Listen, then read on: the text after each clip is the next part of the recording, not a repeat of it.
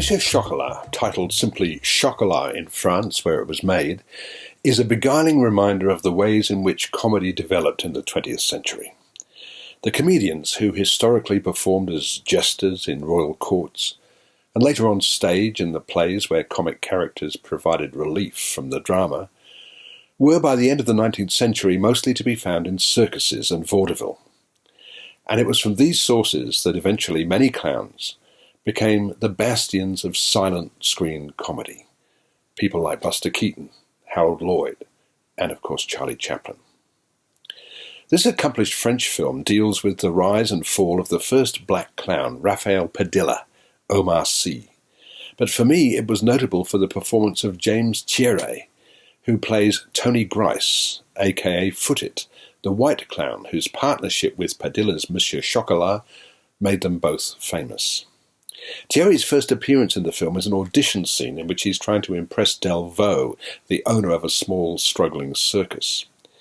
His resemblance to the young Chaplin is quite remarkable, and the routine he performs in which he contorts his body into all manner of shapes is hilarious, though Delvaux is unimpressed.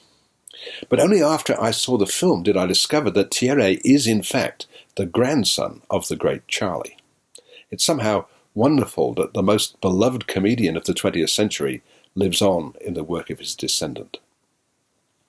Roche Dizem's lavishly made biopic commences in 1897 in northern France. While Foot-It is seeking employment, Padilla, using the name Kalanka, is employed as an African savage. His role is to thoroughly frighten the small children and the audiences of country folk who presumably have never seen a black man before. Brief flashbacks to his native Cuba show that he was the son of a slave and that his father worked as a footman in the house of his white masters.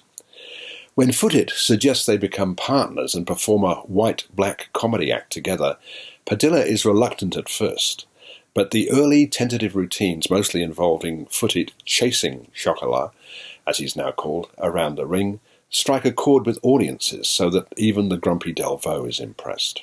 Before long, the pair are headhunted by Joseph Olivier Gourmet, who runs the prestigious Nouveau Cirque in a lavish theatre in Paris. Meanwhile, the cinema, the medium where so many clowns would eventually find fame and fortune, was in its infancy. And in one scene, the Lumiere brothers, Auguste and Louis, played by Denis and Bruno Podolides, arrive at the theatre to record on film the Chocolat Foot-It routine. And that's a film that survives to this day and which is shown at the very end of Zem's biography. Monsieur Chocolat is visually handsome and for the most part thoroughly entertaining. But the film acts as a reminder as to how deeply ingrained racism was in those days.